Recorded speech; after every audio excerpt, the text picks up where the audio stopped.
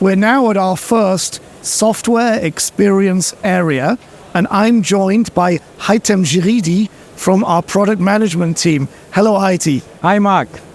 So, Haiti, one of the topics in the Intelligent Factory is how to optimize the deployment of our workforce. Can you explain us some of the tools that we have that allow you to optimize the deployment of the workforce in the factory?